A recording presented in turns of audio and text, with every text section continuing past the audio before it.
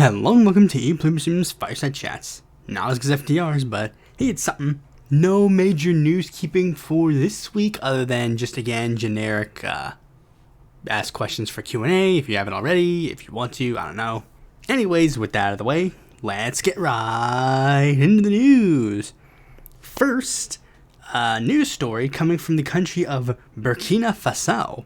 Now, for those who don't know, I'm pretty sure a lot of you probably know at this point, but Burkina Faso has been going through a lot of things very recently.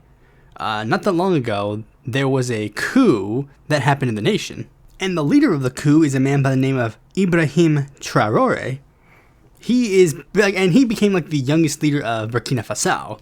Burkina Faso has had a long history of it has a history of military coups and that kind of stuff, typical of an African nation or a Latin American nation. I literally just checked the Wikipedia, and literally every single leader of their nation basically has been deposed in a coup. Basically all of them had been deposed in a coup in some capacity. Arguably the most famous of these leaders is a man by the name of Thomas Sankara, who was a Marxist-Leninist, communist leader, and basically, the one thing about Sankara that even a lot of people in the West kind of acknowledge and sort of his elements, he was the one person who didn't really have many issues. The whole stereotype of it's just a stereotype that a Marxist-Leninist person, particularly a previous leader in the past, takes over through a military coup, through a revolution, etc., and they end up doing some strange things that don't even necessarily agree with the ideas of Marxism-Leninism. But then, lo and behold, he ended up, there were no major issues. He didn't, arrest, 15, he didn't arrest every single political opposition. He didn't, go extremely reactionary in regards to, social issues or whatever. He just acted like a normal guy, and he actually governed pretty good. Yeah, well, recently, Burkina Faso has been going through some things. They went through a coup in January of 2022, and then they went through another coup in October of that year, where Traoré is the one who is currently leading. And he has apparently claimed that he is sort of his political philosophy is based a lot on Thomas Sankara. He models himself after Thomas Sankara. I don't necessarily know if it's just the public image of him, or if he's going through the philosophy. He has done some things that are pretty notable in regards to his, he's a nationalist, he's a pan-Africanist, he's anti-West, he's anti-imperialist, typical stuff. One of the big things that he did that was one of the big things he did that was really, really, really notable was when he officially started severing ties with France due to the fact that France has a lot of staying power in Africa for some reason. For some reason, quote unquote. But there was one thing on the wiki page of his political exploits that just really bothered me. Just really and I know some of that is a Western boy is afraid of African leader doing something, but this is just the one weird thing that it's just, I don't understand why. I don't understand why this is a thing that's still being done. I don't understand why this is a thing that will continue being done. And this is a thing that has recently just officially come to pass. And it's the fact that Burkina Faso's parliament, which is basically run entirely by the military junta, has passed a law that explicitly outlaws homosexual practices. Where now, if you are caught being gay in Burkina Faso, you will now face possibility of 2 to 5 years in jail and a fine. And if you are doing repeat offenses, you'll be deported if you are not a citizen of Burkina Faso. With the claim being that this is supposed to try and modernize the family law and clarify the nationality values. And I'm just why? This is stupid. There's no point. I really don't understand. What is the point? I don't understand what is the point. Oh yes, we're going to be a Marxist-Leninist, far left movement. Oh, by the way, we're also going to make sure that the gay people can't kiss. It's why? There's no point. There is no reason to do that at all. In fact, him doing so is literally him giving into Western traditions. The Western values are the things that made Africa extremely homophobic. Literally, one of the main reasons why a lot of African nations are extremely homophobic is because of Western, Like, American, like, mega churches literally started sending missions to Africa. Like, for real, what's the point? I genuinely do not get it, and I'm not giving them a pass. I'm not giving them a pass, like, because that's one thing that some people do. They'll be like, oh, well, you gotta give them a pass. I don't have to give them a pass. No, there's no reason to. There's no reason to. I'm not babying them. Like, you say, like, oh, well, of course you're doing this because of, like, your Western values or whatever. It's like, okay, good. Believe it or not, I do not believe that people who are LGBTQ should be oppressed. You know, hot take. I don't care if it's in a place that is like the global south, or if it's a place that's in like the developed north. In fact, the way you describe it, you're trying to make it seem like, oh, these nations on the global south are like inherently like lesser than us because it's like they just can't grasp the concept or something. No, I'm gonna treat them all. Every nation should be treated the same. Like, whatever. Anyways, let's move on to the next story. News story coming from a couple of stories coming from the UK actually. Okay, the first news story coming from the UK is the fact that the Green Party has elected a brand new leader, a man by the name of Zach Polanski, and a pretty massive showing. See, Zach Polanski got 20,411 votes compared to the current Green Party leader's 3,705 votes. Now, there were a lot of main reasons why this, like, battle happened. Like, because one of the big things that happened was that it was just a slight criticism over, like, Ramsey in regards to his strategy. Because Ramsey was kind of more of, like, the traditional green politics sort of sense. Like, his, like, if you know anything about, like, the like general political ideologies of like many different like political figures and parties within like other places, most Green parties are typically sort of like a liberal leaning, like they're just like a general like liberal party that advocates for like environmentalism. They don't really have that much stance in like class politics and like other issues. They're kind of like sometimes they can be a bit more like interested in like fringe topics, you know, like Palestine and stuff, but like otherwise broadly they're just kind of like in that sort of crowd. And one of the big things that has been getting a lot of attention, especially, like, I guess we gotta hit the elephant, like, adjust the elephant in the room. One of the big things that is going very desperately in regards to the Green, and not just the Green Party, but every single left-wing party in every single left-wing group in the UK, is in regards to trans issues. Because, I don't know why, but for some reason, every single left-wing faction in the UK has this strange argument about trans rights. Like, all of them are having these really strange, weird, like, here and there arguments in regards to trans rights. Like, first of all, like, the Labour Party, like, I guess the one that really gets the most attention at first is, like, the Scottish National Party, where they had a leadership election where it was literally two transphobes versus a trans supporter. George Galloway's Workers' Party for the UK basically claims to be, like, a anti-woke left-wing party. Some of the more extremely fringe groups within the, like, political groupings of the, like, have, like, discussions about this as well. The Labour Party is currently having a bit of a weird thing because, like, Keir Starmer is, like, shifting really hard against trans people in order to try to appeal to, like, people in the, like, I guess the right wing. And the Green Party apparently had a little bit of a controversy with that as well, because there was a discussion and debate where they basically asked Adrian Ramsey, hey, Adrian Ramsey, do you believe that trans women are women? And he basically didn't say yes or no. And then a further question was asked of him saying, like, but what about Green Party members that are explicitly transphobic? Like, what do you think about them? And he basically said, well, I don't necessarily know if we should kick them out or anything. And then a lot of people got really mad at him and were a bit antsy. Meanwhile, Zach Polanski is like trying to like, I'm going to be like, one of the big things that he's trying to do is that he's trying to shift the Greens' ideology to be part of like something called eco-populism. Not necessarily eco-socialism, but like something like shifting the party ideology to be a bit more like that. And the trans like discussion got even more notable because the deputy leader, like they have a new deputy leader now named Mothin Ali, who is Muslim. And one of the questions with him was, well, given the fact that he is a Muslim, does he support trans rights?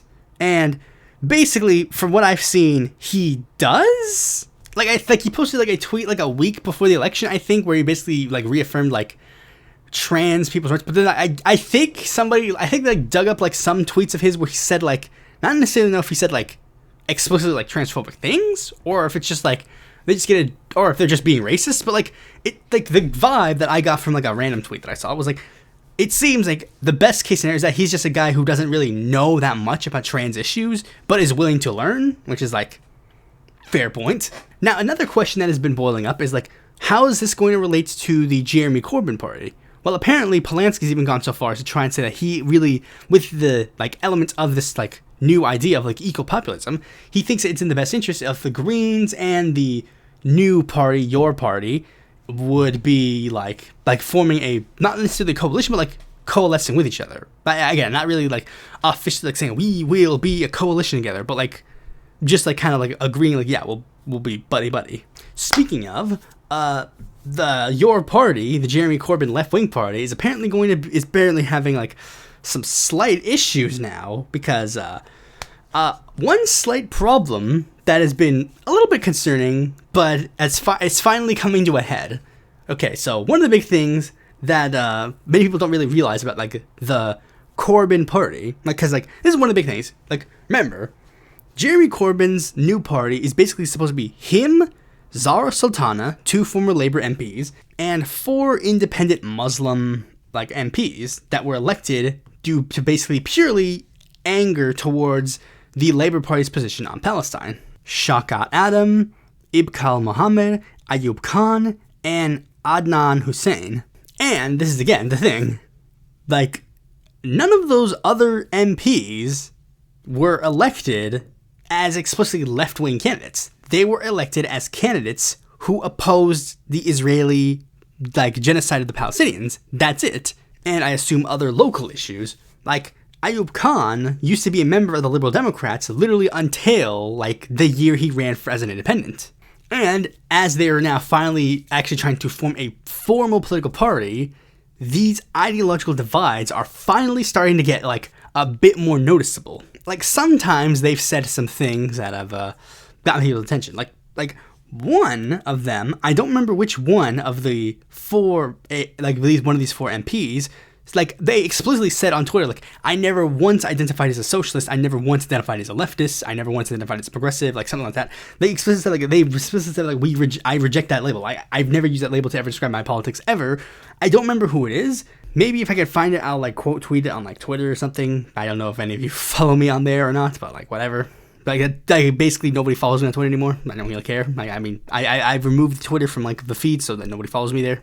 Iqbal Muhammad got into a little bit of a scuffle during one of the parliamentary debates due to the fact that he argued against a bill that would ban marriages between first cousins, and argued instead that the government should prioritize, like, you know, testing the babies to make sure that there's, like, viability, and also, like, educating people, like, hey, but, like, this is what would happen if you have a little too much fun with your cousin, like, stuff like that.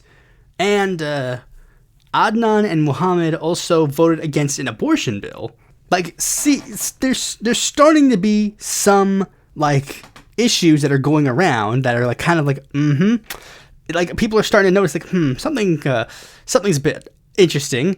And Adnan has gotten himself into a little bit of a controversy with the most recent development because of the issue we just talked about in the previous story. Trans issues. Adnan basically tried to fence it on the issue of trans like spaces and argued that trans people should instead be segregated into their own specific bathrooms. A stupid idea in and of itself, because you're saying that male to female and female to male transgender people will literally be allowed to be in the same bathroom. Like, are you fucking stupid? That's the dumbest thing I've ever heard in my life. And then when a trans person talked to him and said, like, hey bro, like, what the heck, what are trans women? Like, what are you trying to say? He responded by saying, quote, they're not biological women, hence trans women. Again, a very stupid argument. Fucking stupid, brain dead, fucking bullshit argument. And, like, literally, this is the thing. Like a person, like, responded to him and basically said, like, hey, this is weird. Why, like, what? And then they used the argument like, hey, like, what if I were to say that you weren't a real Brit because, you know, he's Muslim and stuff? And he responded with this saying, being racist to get your point across isn't really very nice. It's like, well, no, they're trying to literally explain the fucking point of their argument. And apparently he's going really, really hard on this now. Like he's gotten to the point where he's literally just he's basically, this is the hill I will choose to die on. And it's like fucking insane. Again, it's so weird. This even got to the point where I literally had to reply to it. I'm literally saying they're merely pointing out the fact that your exclusionary rhetoric can be used against them, can be easily against you. Some bigots get uncomfortable when trans women are in their spaces. Many of them are also uncomfortable when you go in their vicinity too. Should listen to them too. It's yeah, that's the thing. Adnan, there are women in the UK that get scared every time you go on the streets. Every time you walk by them, they get scared. Should we listen to their concerns too? And that's the thing that he's doing. Is well, we should listen to these women's concerns about it. It's no, we shouldn't. No, fuck them. I don't care. You really don't. This is the thing. Back in the United States, the literal, quote-unquote, scientific consensus at the time was that black men's brains were so inferior that all they could think about was raping white women. That was what the United States believed, and that's why they argued for segregation. It's if they're away from these white women, then they won't get into any shenanigans with them. And these people are really so fucking stupid, because I had a fucking transphobe Zionist show up, and yes, they are a transphobe and a Zionist. And again, they came to defend Adnan. They came to defend him. I pointed that out as well. It's Adnan, these are the kind of people you're getting on your side? Really? And he said, because he never submitted to me any sort of evidence that he was a woman, so, this creature claimed he was a woman, but, he didn't actually submit any evidence to prove that he's a woman, so, I can't verify that, so, if we're following their rules say that I can't call them a woman unless they provide me any sort of proof that they're a woman. I didn't get their gene cards, I didn't get any other physical evidence. Anyways, they said, maybe we should address the substantive points. Should Isla Bryson be welcomed into women's spaces when she gets out of prison? And I responded, let me answer your question with a question. A black man rapes a white man, serves his sentence, gets out. Is he no longer allowed in men's spaces because of that? Moreover, does that one action mean that now all black men must no longer be allowed in the vicinity of white men? He responded, no and no, answer mine. And it's you're stupid. That hypothetical gives you the fucking answer to the question. And we got into a brief, and we got into a thing where I literally just was pointing out, yeah, I answered your question. They kept they're trying to get me. They're trying to be oh, are you going to admit? Yes. The answer is yes. Unequivocally, yes. If your scenario, if you allow this hypothetical scenario to play out as it is, if that black man is allowed, in this hypothetical scenario, if this black man is allowed to go into white spaces now, then why is this any different? Why would Isla Bryson's situation be different? That's my point. I don't believe that that should happen to this African American gentleman in this situation, nor do I believe that should happen with Isla Bryson. It's stupid to even consider otherwise.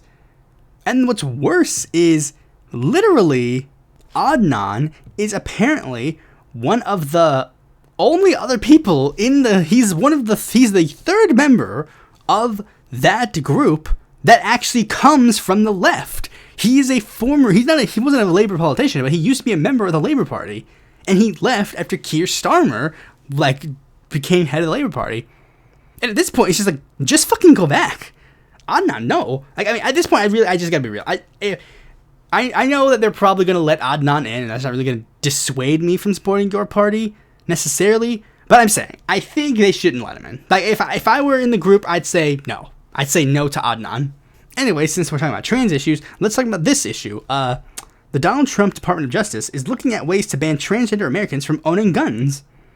In the wake of the Minneapolis Catholic Church shooting, senior Justice Department officials are weighing proposals to limit transgender people's right to possess firearms, according to two officials familiar with the internal discussions.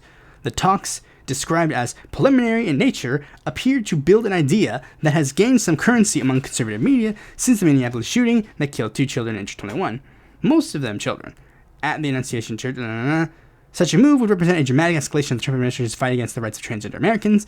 President Donald Trump has issued a series of executive orders on the topic, including one barring transgender people from serving in the military, and another ordering federal prisons to move transgender inmates to facilities corresponding with the gender assigned at birth. In addition, the idea of restricting gun rights has been a red line for conservatives, with many Republican lawmakers and gun rights groups opposing red flag laws or other policies aimed at keeping guns away from people suffering from mental health issues.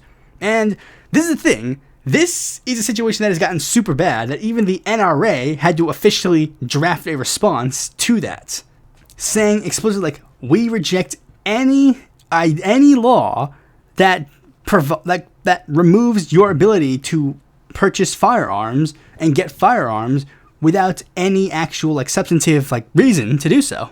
Some people were a little shocked that the NRA explicitly said this. I'm not necessarily that surprised. I mean, it's kind of their whole thing, so they can't really, like, explicitly argue against it. There's not much more to me to say. I don't know if this will actually happen, or if this is going to, like, I don't know if this is going to happen at all. I don't know if there's going to be any legal basis to it, because, again, the Second Amendment is very clear, to be honest. A well-regulated militia being necessary to the security of a free state, the right of the people to keep and bear arms shall not be infringed. But, like I said in the previous episode, there's a particular reason why, I'm just saying, conservatives spent like 15 million years crying like about like every time Obama introduced like a gun control measure, like, oh, Obama, he wants to like stop like mentally ill people from like killing babies. Ugh, gross. Arguing when the government starts taking guns, that means they're going to start coming after us. Now, all of a sudden, the conservatives who are in charge are explicitly saying we're going to take away guns from trans people. I'm just saying. Do with that information what you will, trans subscribers of mine. Anyways, let's move on to the next story, which is going to be a very depressing story for people who live in Florida. And, well, it's a very sad, depressing story. Florida is going to end all vaccine mandates. Florida will end all state vaccine mandates, Surgeon General Joseph Ladapo announced Wednesday. Vaccines have prevented the deaths of tens of millions worldwide. In the past 50 years, Florida wants to become the first state in the union to stop requiring them. The state has already led the Southeast in non-medical vaccine exemption among kindergartners, and the rollback could mean fewer school children are inoculated against deadly viruses like measles and polio. Man, it sure does suck that like a ton of children are literally just going to start dying. Like, that is 100% what's going to happen. I think Florida will actually. I guess I just gotta say it. Like I said it in a previous like Q&A. By the way, give questions to Q&A, please. I need more questions. Anyways, but like I said this in a previous Q&A, but like Florida has basically immediately like risen up to officially be the worst state in the union. Like it is.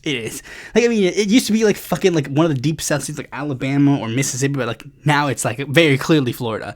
Florida is like when you're at the point where you're literally just going to start like, and this is a sad thing for a lot of people because it's sort of like a I'm trying to think of like I don't know if I should phrase it like this, but like you remember that quote where it's like hard times breed strong men breed good times breed weak men breed bad times.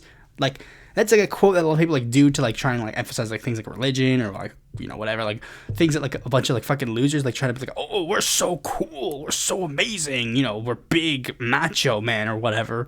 But like in a lot of politics sense, that's true. That actually is legitimately true.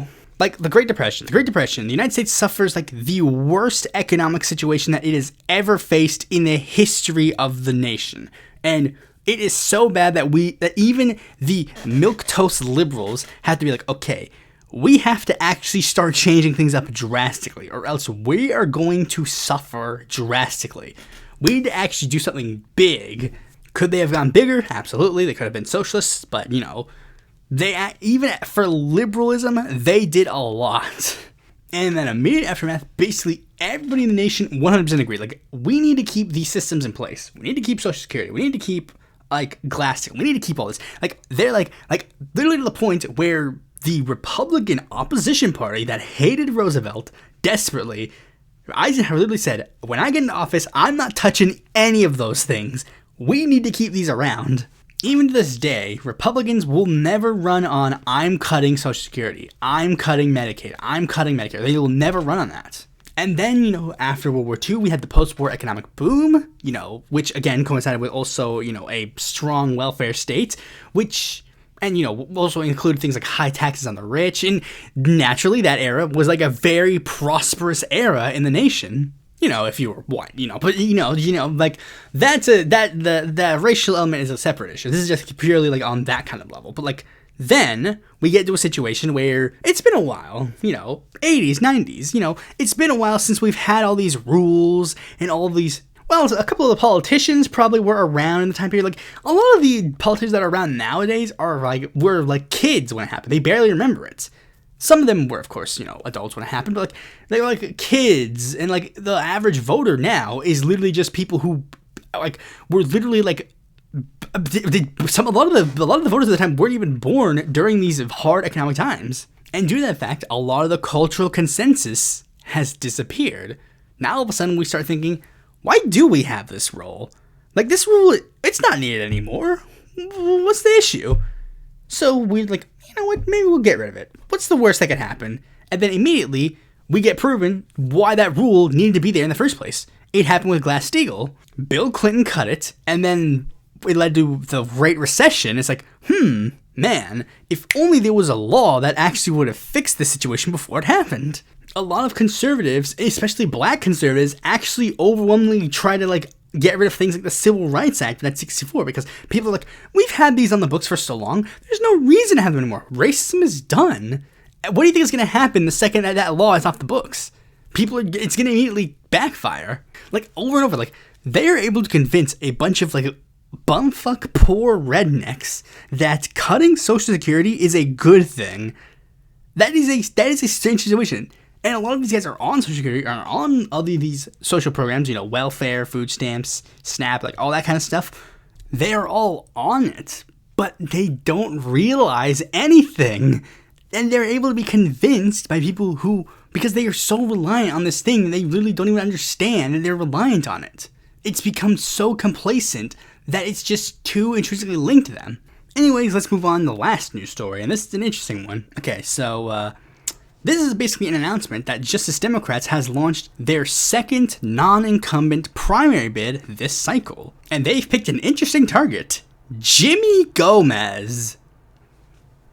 Jimmy Gomez. It's always Jimmy. It's always fucking Jimmy. Sri Thanadar being their first choice for this year makes the most sense, because like even he is a person that nobody fucking likes.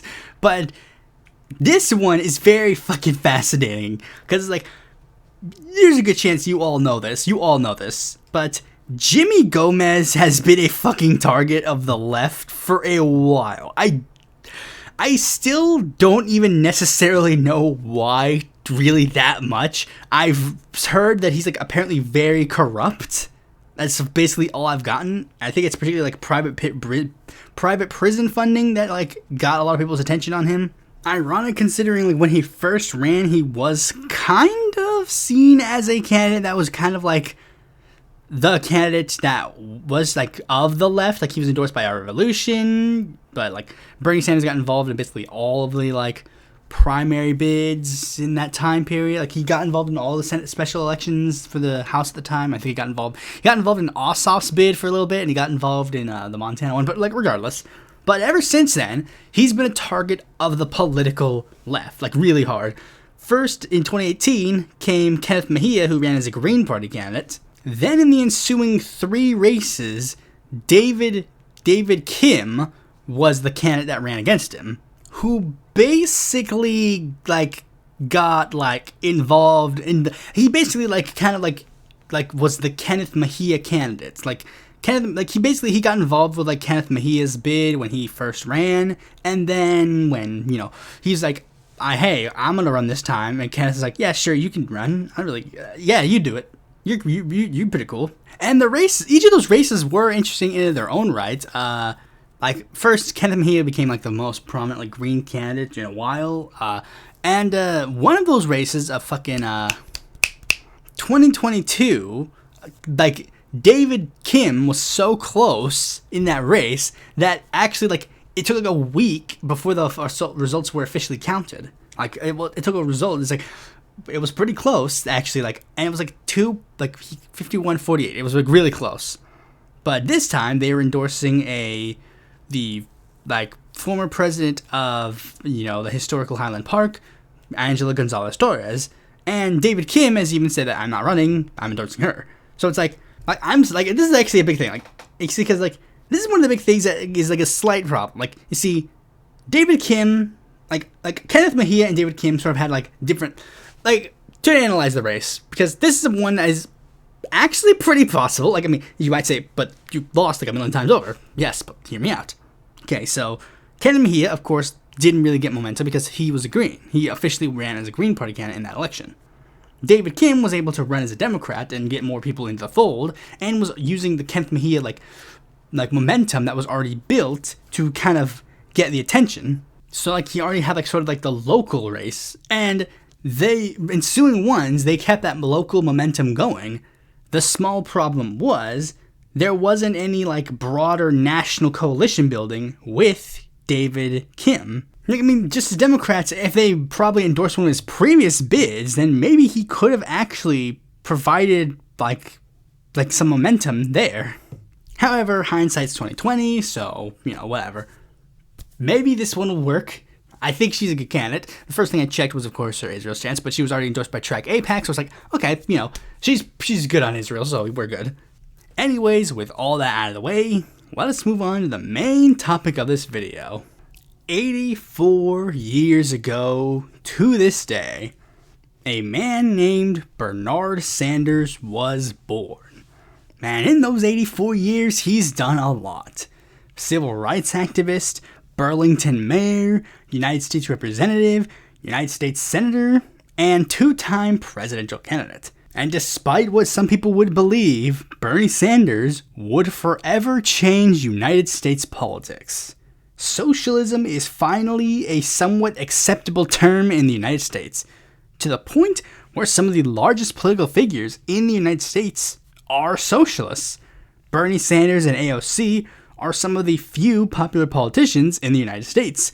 Hassan Piker is one of the largest Twitch streamers, and socialistic policies are polling really high. 59% of Americans support the idea of a single-payer healthcare system, 62% of young people have a favorable view of socialism in general, 60% of the people of America oppose Israel, etc.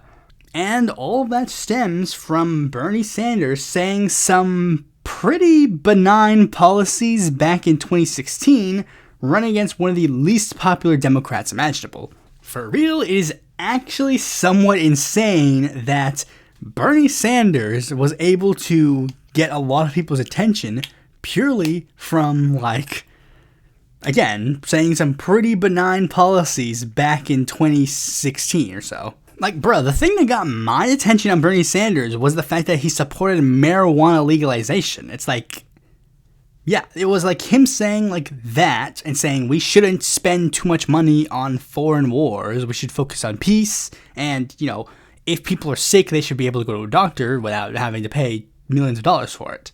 Rich people shouldn't own the government, and we shouldn't discriminate against people for stupid reasons like who they kiss and who they like pray to. Pretty benign things, all things considered, to be honest.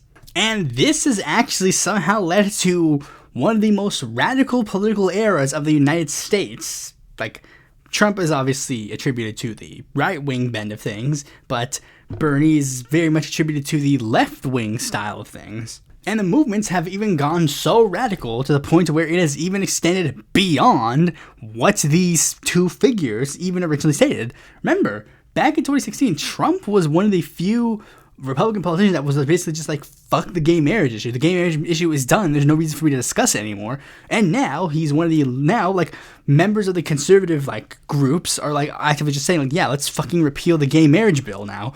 And Bernie Sanders, he's, again, like, broadly, he said, like, pretty benign issues that are kind of just, I mean, I don't want to necessarily say that they are social democratic, like, to a sense. Like, I mean, it's like a here and there situation. Like, how does, like, it's a mixed bag, I'll just say. But even some of the things that he says, many of us are now like, well, that's like too weak. Like, Bernie Sanders ran on $15 minimum wage. It's like, that means shit now. And now has led to a lot of people to start thinking about that. You know, a lot of us have, quote unquote, moved past Bernie. So the question is, what now? Some say dump him out and try something new. Some say, you know, we love him, and let's keep him around. And others go so far as to say they want to hashtag cancel him. So, let's not use this episode to discuss that. Now, the first thing I want to say is this. Like, one of the biggest things I think everybody generally agrees on is this. No Bernie 2028. Like, everybody can agree. Like, no matter who we are on the left wing, there is no Bernie 2028. That's not happening. Bernie Sanders would be 87 by the time that 2028 rolls around, and even if he is super mentally stable, I don't know if that's really a viable thing for a president. And we even go so far as to say that I think that Bernie is done in the Senate too. Like, when he got elected to the Senate, in the immediate aftermath, he basically said, this is probably my last term. Like, Bernie Sanders is basically on his way out in that regard. This isn't necessarily about that. Like, it's not about should we run Bernie Sanders again? Or whatever. This isn't about that. This is more about a broader ideological and practical view about Bernie Sanders and, how that relates to, the current left wing of the United States. And those reasons are kind of why I'm not as gung-ho to say things like, oh, fuck Bernie Sanders, let's drop him out, let's get rid of him, he's useless, he's a shill, or whatever. Like, for one, a lot of the people who say that are kind of cringe, but, another thing is, this is the thing. We wouldn't exist, none of this would exist right now if it wasn't for him. You can't pretend that that's not true. The American people would not give a shit about Palestine if Bernie Sanders hadn't ran in 2016. That's a fact. If Bernie Sanders hadn't ran in 2016, Justice Democrats and other groups like it wouldn't have launched. People like AOC and Rashida and Ilhan would not have won their bids. DSA wouldn't have gotten so big that it would have actually started sprouting an anti-Zionist wing. It wouldn't have happened. Guys, it just would not have happened. Very few left-wing movements in the United States don't have a tie to Bernie. I've made a couple of party history videos, and a lot of them, it's just true. The Communist Party of America, the Socialist Party of America, Socialist Workers Party, Party of Social Liberation, all of these parties, the Green Party, all these parties got boosts in the post-2016 era, specifically because of Bernie. That's a true fact. It might stink for you guys, but it's true. Bernie Sanders turned the word socialism into not a dirty word anymore. Even if you're oh, he's not technically a socialist, it's really? I mean, is that really useful, really, to be oh, well, he's not technically a socialist. It's okay, cool. You fact-checked it, and now the most popular politician in the United States is no longer part of our ideology, and we can't use him for spreading our ideology. It's the same thing when they say, things about Latin America and the pink tide. It's oh, well, these countries aren't technically socialist because they didn't abolish, the means of production or whatever. They didn't end the capitalist model or that. Dude, guys, they implemented policies that were socialistic policies. That's a fact. That's a fact. Why not take credit for it? They implemented policies with socialistic intentions and pushed forward with them. Why are we not taking credit for that? We can, even if we don't necessarily agree 100% with what Bernie Sanders says, I know I don't. Guys, no one does. No one in the online left does. Very few people I can remotely think of agree with Bernie Sanders 100% on everything. That's not true. A majority of the people who endorsed Bernie Sanders in fucking 2016 and 2020, they weren't even socialists. Not even such Democrats, and yet despite that, him running was able to make the term socialism more viable, and him continuing to spread his message makes the term socialism a lot more viable, alongside other issues that we can use as a platform on his stuff. To sound very bleak and transactional, let's milk him for all we can use him for, and then when he's gone, it won't be an issue anymore. Yeah, it's bleak, and that's tragic, but yeah, that's true. Currently, the Fight Oligarchy Tour is a big thing. He platformed multiple Senate candidates that have ran more radical platforms than even Bernie Sanders. They've literally used their platforms on his Fight Oligarchy Tour to explicitly say things like, we need to fight for a free Palestine and stuff. Bernie Sanders isn't as based as you and I on Palestine, sure, whatever, but other people have used his platform to say that. Rashida, he's not as based as us. Wow, you're telling me that an 84-year-old senator is not as based on X issue as some mid-20s Twitter user? No shit, yeah, no shit. Bernie Sanders is not you, and he will never be you. So you and him are not going to be 100% aligned. And newsflash, none of the people you look up to ideologically are going to be 100% like you. If you claim that you are just a sycophantic fan with no interest in actual political action. My fucking video that I just released about my fucking political ideology video, like, I listed, like, 25 people ideologically that I aligned with. I said that they gave a broad idea of my ideology, but I don't agree with all of them 100% of the time. That's not true. I don't agree with all of them 100% of the time. I'm not even sure I agree with them 100, like, I mean, I could probably, like, look through and say, like, how much of them do I agree with or whatever, but, like, it's not really relevant. I included that because those are multiple figures that merge together could make something that remotely resembles my ideology. If you genuinely think that a singular politician or political figure in history agrees with you 100% on everything, and again, you're just a sycophantic fan who has no interest in anything else. You have no interest in any sort of, like, political organizing. You have no interest in any sort of, like, broader ideological outlook. You're just a sycophantic fan.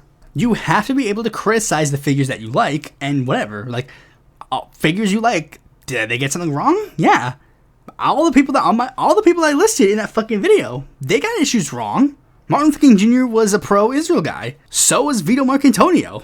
I think that's a little bit here and there. I can't really, like, that was a little bit complicated, and I could probably get into why I can, not necessarily a future video, but, like, if someone, like, was like, hey, what do you mean by that? I could probably comment and explain why. Victor Berger was super fucking racist. So was FDR. I could go, oh, since I don't agree with these guys 100%, I'm just not going to listen to them. No, that's stupid. I'm instead going to take the things from them that I think are good and go, okay, let's not do the things that were bad that they did. Bernie Sanders did a very slightly cringe thing in a previous administration? Okay. Yeah. So what? Yeah, cringe L. Okay, like, what? What am I supposed to do? Like, Bernie Sanders did a cringe L? Now what? Like, wow. And some of these guys are all the same ones that say we need to critically support every single, like, fucking, like, far-right dictator because they oppose the West or whatever.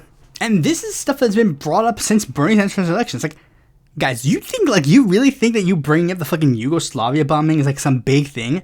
I remember getting into fucking arguments with people when I was 16 years old when this was happening, during his first bid. I remember posting stuff like, Bernie Sanders is the anti-war candidate, and then getting some fucking, like, 35-year-old, like, fucking, like, communist guy saying, like, but his Yugoslavia vote. But very few of his L's are really related to policy, necessarily. More so, rhetoric.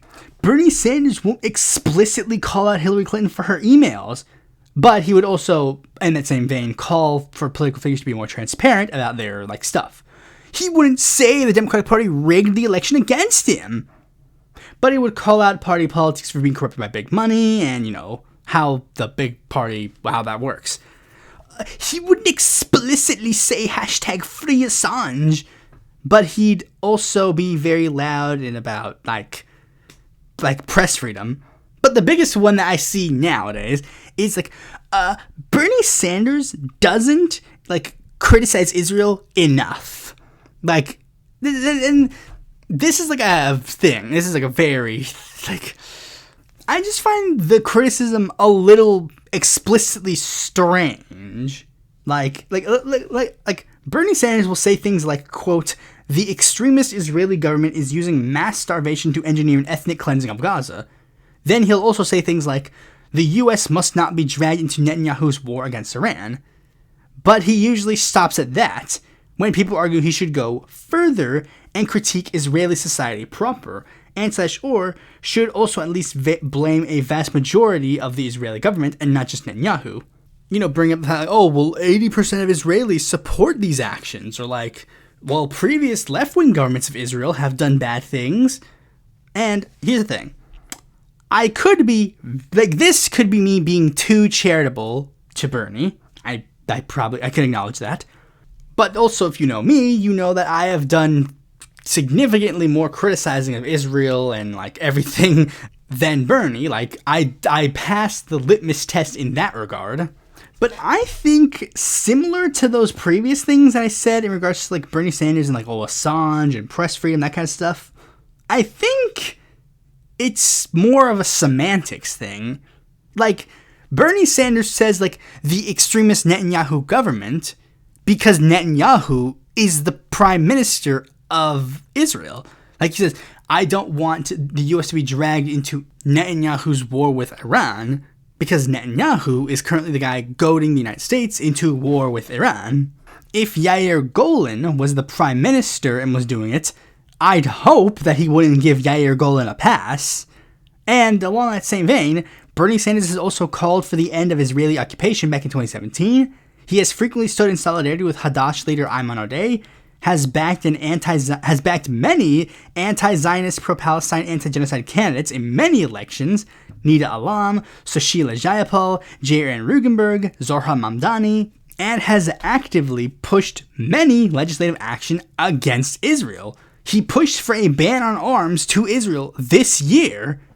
Like, this is significantly more substantive than some dude with a Che picture on Twitter saying, death to the IDF. It's like, yeah, like, guys, I'm just saying, could he be better? Yes, absolutely. I think Bernie Sanders could be amazingly better on this issue. He could be.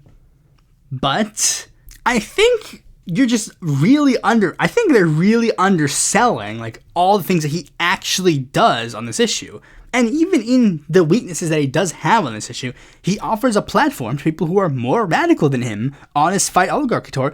He's explicitly platformed people like Abdul El-Sayed, who explicitly used to stop on the tour to speak about Palestine. Same with the tour with Graham Plattner, who's been pro-Palestine since the 1990s. He was even nice enough to platform that fucking rapist candidate in West Virginia, who was also anti-Israel. But that leads also to another criticism. Bernie Sanders is trying to get socialists to go into the Democratic Party. That is sheepdogging. You're just trying to, like, I've heard this argument again a lot, and even I necessarily wasn't a big fan of, like, Bernie Sanders running, like, trying to take over the Democratic Party back after, like, the immediate aftermath of 2016. But he's right. Like, I mean, there is a disagreement between me and Bernie Sanders. That is obviously a thing. But the thing is, in the short term, he's right. And Bernie Sanders knows this because he's done a strategy similar to one that I advocate for a while. Like, let me explain. Like, okay, what Bernie Sanders is basically doing is trying to make sure that we don't check out. Like, the capitalist duopoly wants all of us socialists to sit out of elections, wants all the anti-Zionists to not show up to vote. They want all the people like us to not show up to vote. Because if we are a non-factor in the race, they can do whatever they want without facing repercussions. They do that now, I hear you saying. Yeah, but they can only go so far. When you show the power that you do have, sometimes it does go far enough. I guess I can say, like, in a sense, the, like, theory about, like, Muslims and pro-Palestinian people, like, costing Kamala Harris the election actually might pan out to a degree. I don't know how much of a factor they actually did play, but, like, it seems that there is enough of that in the mind of a lot of Democrats that even some normie Democrats are starting to be like, oh, well, like, generic libs are actually going so far as to be like, actually, I don't think indiscriminate murder of children is good, you know. Like, it's the thing that actually happened. And it's the same thing happened after Bernie Sanders has, like, almost win in 2016. Like, all of a sudden, every single normie Democrat was saying things like, I believe healthcare is a human right, not a privilege. Sometimes, some of them even explicitly said that they supported Medicare for all. Some of them explicitly said that they supported the $50 minimum wage. Some of them explicitly said free college is a good idea. Again, even normie Democrats had to do that. Jared Golden ran on single payer, and he's a blue dog Democrat. It does work to an extent. Like, on the Israel issue, a lot of Democrats are, like, literally trying their best to hide their relationships with Israel now. Morgan McGarvey and Valerie Foushee, two candidates who were explicitly given their seats by AIPAC, are now being like, you know what, I don't want to take AIPAC any money anymore. And are, like, I don't know if they've signed on to, like, the ceasefire bills. Like, I think, like, they called for a ceasefire, but I don't think they signed for, like, a explicit, like, actual bill. But, like, it's starting to be like, okay. Candidates are now having to, like, even the pro-Israel candidates have to start hiding their pro-Israel stances. And if it wasn't for Bernie, that wouldn't happen. We wouldn't have had, like, a lot of young people are just like genuinely just like, I will never vote for any pro-Israel candidate ever again. Like, a lot of people have officially agreed that Israel will be a big issue in the 2028 election. And it's going to backfire because every single major Democrat, with the exception of AOC, is friendly to Israel. And that is not going to happen if every single person who is like this just says, you know what, the Democratic Party is too bought by Israel. We're just going to not run the party. We're not going to run the party anymore. We're just going to do everything on our own now. We're just going to go to our small fringe political movement now. Zohran Mamdani is going to be the mayor of New York City. He's going to be the mayor of New York City. We're going to have an anti-Zionist, like, socialist mayor of a New York City, the biggest city in America. And that happened because he was able, like, Bernie Sanders inspired him to, instead of running with the Green Party or whatever, he ran as a Democrat. He won as a Democrat, built power as a Democrat, and was able to build that momentum and move on it. Would I love for DSA to, like, become its own political party and have a massive Morena-like win in the United States? Yes, absolutely. I love that. I'm an advocate for the dirty break strategy, like most other DSAers. But the thing is, that's not happening anytime soon. And Bernie knows this, because Bernie Sanders built a third party in Vermont. He built two, in fact. One party he built with, like, that intention of, like, being like, oh, we're gonna be socialist, we're gonna be so cool, we're gonna, like, build power outside of, like, the two-party capitalist duopoly and blah blah blah. And that party is irrelevant. It's nothing. No one cares about it. He tried it again a little bit later, but it took time. Like, the Vermont Progressive Party, the one that's the actual viable party, it started getting its formations in, like, 1980, and literally it didn't become an actual viable political infrastructure in Vermont until, like, 10 years later. Like, the sad truth is, in the immediate short term, we don't have the power to build a third party. We'd have to change a lot of things about the United States political system before we can even start thinking about forming a new party.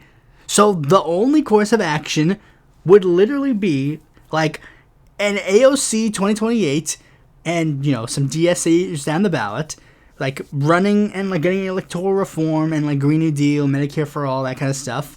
And then maybe, like, in the second the best situation would, like, maybe be, like, they, like, split in the middle of the election or in the middle of the term. Like, this is truly the only route we have in the short term. That's just the sad truth of things. And the people who claim that they want to do the other things aren't doing it. You want to build a mass revolutionary workers' party? Do it. What's stopping you? Just do it now. Start. Get people interested, run people, get things off the ground. One of the big reasons why that kind of talk happens is mostly because of sectarianism. You know me, I'm not a fan of sectarianism. I really don't like it. I really don't like just generally sectarianism. Like, do you guys know this fucking flag that I have behind me in the background? This flag is literally supposed to be is literally like a fuck sectarianism flag, essentially. The blue is like the Bernie blue. Well, on the official flag, I have to darken it for the fucking, like, podcast because, you know, that'd be a bit too bright.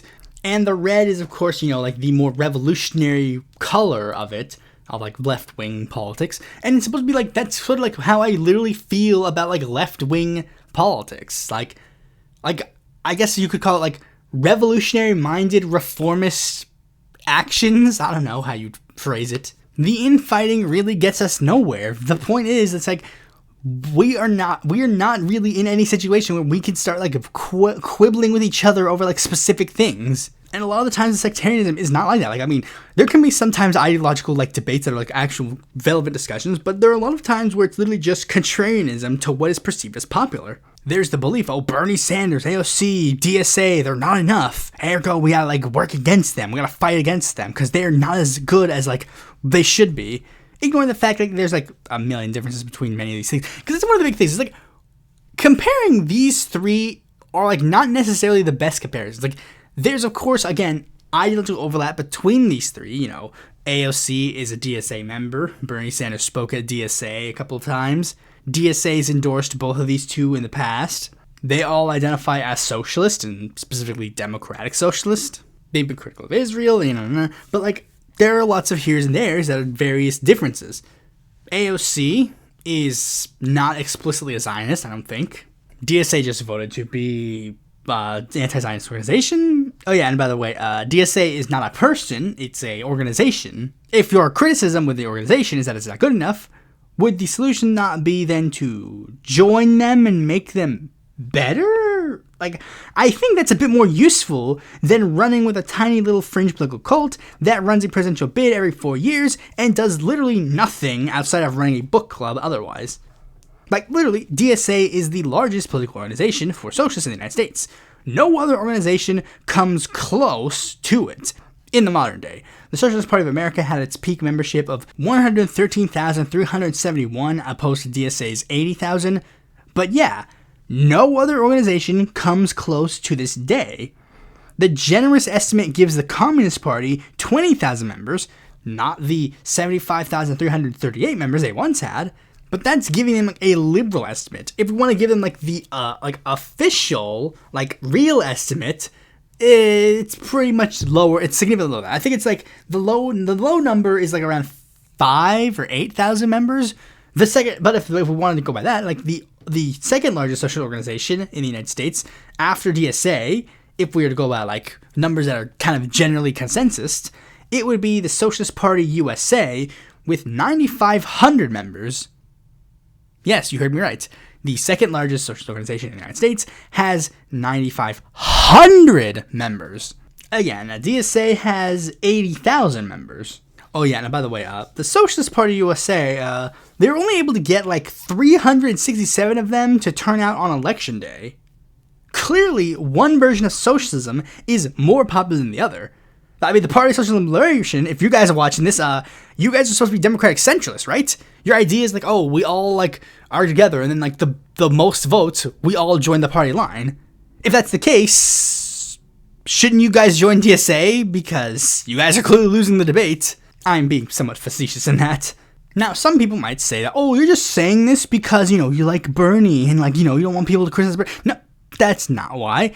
I'm ragging on this because I have literally seen this happen multiple times over in history books and Wikipedia articles. Sectarianism tears the left apart, makes the right wing win, and things just go terribly after the fact. If you've seen any of my party history videos, especially the recent ones, that's kind of been the general thesis among a lot of those party history videos.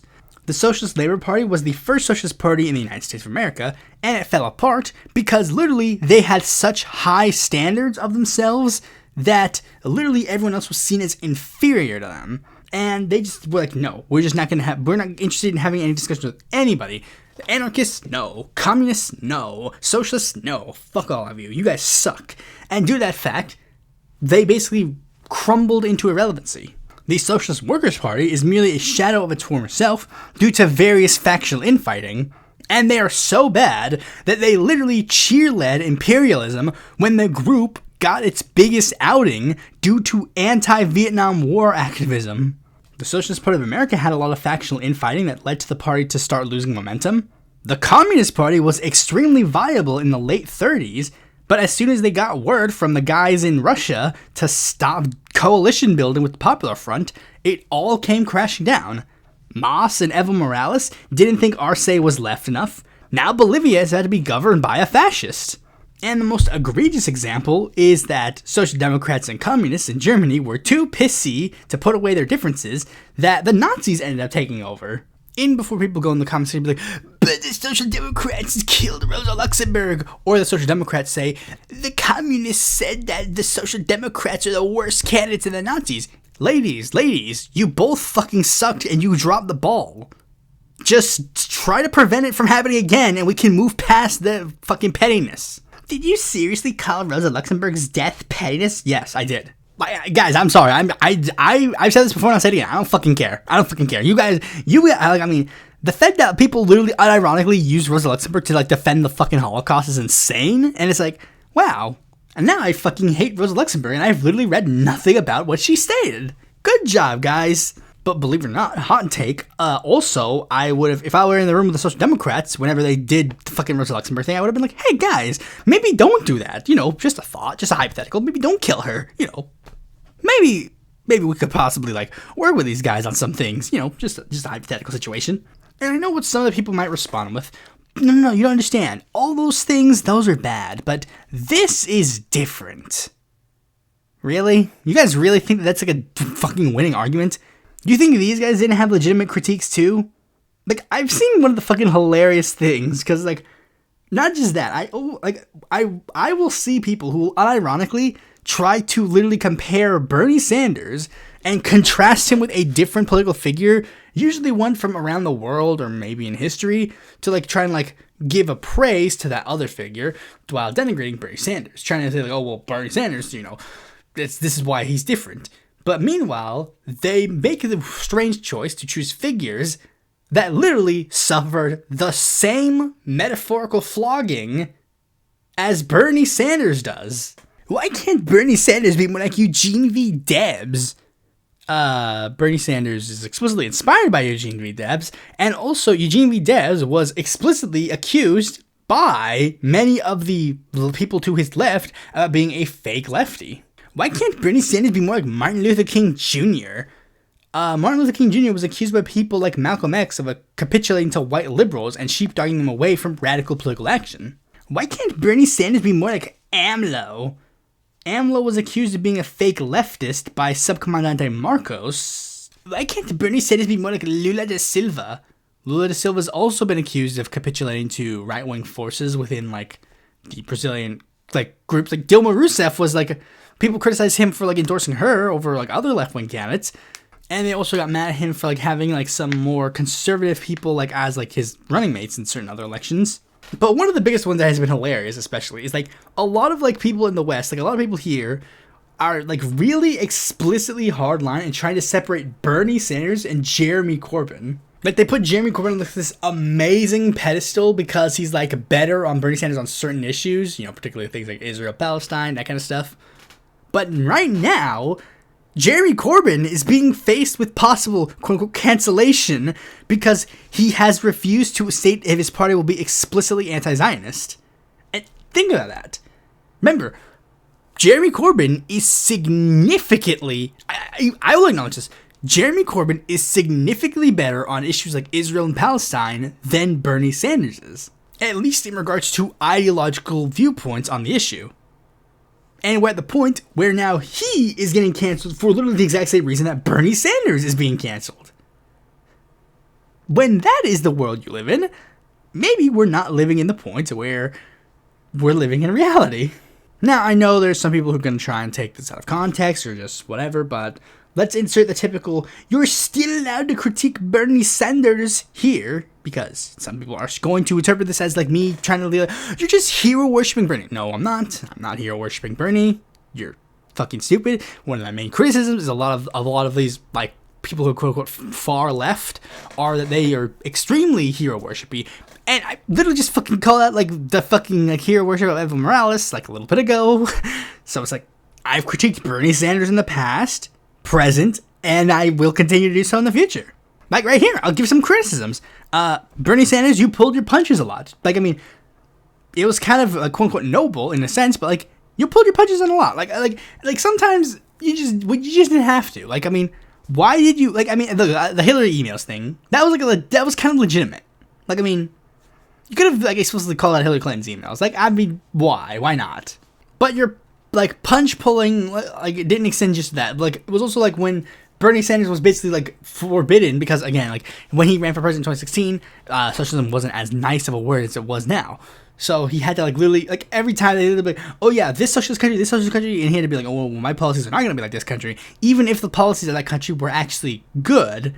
Like, I mentioned it a little bit later, but, like, fucking Hugo Chavez, like Bernie Sanders wrote a letter basically saying, like, in Venezuela, the American dream is way more common there than it is here. And it was a true factual statement, but then when he got called that, they're like, well, Bernie, what about, it's like, well, I gotta be clear, my policies are not necessarily going to be the policies of Venezuela. It's like, yeah, even if that's true, why not just say, give credit, like, Hugo Chavez was able to alleviate poverty in this nation, and I think those policies are good that we should implement. Of course, the sound bites would have been taken out of context, whatever. People would have been like, he's just like Chavez, as if that's an insult. Another thing that I'm critical of Bernie Sanders on is, like, I mentioned it a little bit before, but, like, the Democrat thing, like, again, I'm in favor of the dirty brick strategy. In the DSA discourse, like, the dirty brick strategy, I watched the Harper O'Connor video, so I know the words now. The dirty brick strategy is basically, like, in the short term, run as Democrats. In the long term, we're basically building infrastructure behind the scenes to, like, officially, like, sever the ties as soon as possible. And one of the big criticisms I have with a lot of these left-wing people, like, saying, like, we gotta build a new third party, It's like, why aren't you building it now? What's stopping you? And if Bernie Sanders was a lot more involved with DSA, we could have been closer to that lefty third party. Like, let's say after 2016, Bernie Sanders explicitly joined DSA and basically became a figurehead of DSA and, ran like the Justice Democrats and Our Revolution strategy through DSA. Like, that would have built a lot of infrastructure. Like, I mean, it's similar to what would have happened in 2020, 2016, like that kind of era, like 2018, 2016, 2020. Like, it would have been similar, but it's like, now it's like we're directly channeling people into this specific organization.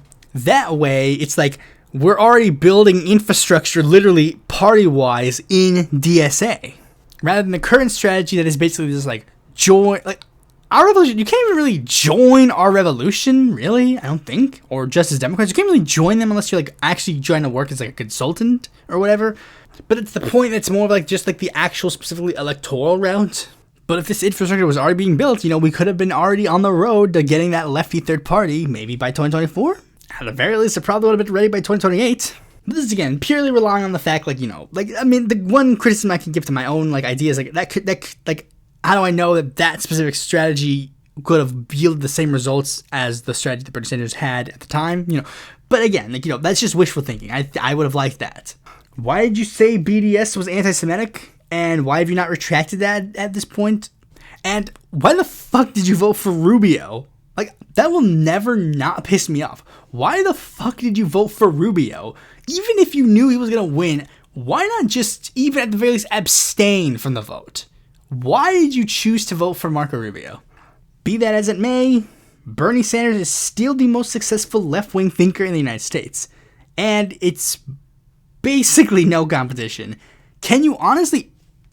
MLK is the only one that could beat him. Maybe Malcolm X too, but I think if I were to, like, pull, like, American left-wing figures and, like, just pull the general public, I think that literally the one that would probably be the most popular would be, like, it would probably be that order, like, MLK, Bernie Sanders, Malcolm X. And again, we would not have the influence we have now if it weren't for Bernie Sanders. In the tradition of Marxist ideological family trees, Sandersism would be, like, the base of the tree of the modern-day left-wing belief system in the United States. Do I think Bernie Sanders' policies don't go far enough? Yeah. I am significantly to the left of Bernie Sanders. I'm significantly way more radical than he is, and watch any of these videos and you can fucking understand that fact. He calls Hugo Chavez a dead communist dictator. I call him mi comandante. But again, I wouldn't even get to the position where I would even remotely call Hugo Chavez mi comandante if I didn't listen to Bernie Sanders all those years ago. And for that reason, how can you not like him? Thanks for watching this video. Be sure to like, comment, share, subscribe, and click the bell to find a future video of mine comes out. And if you want more content from me, consider supporting me on Patreon.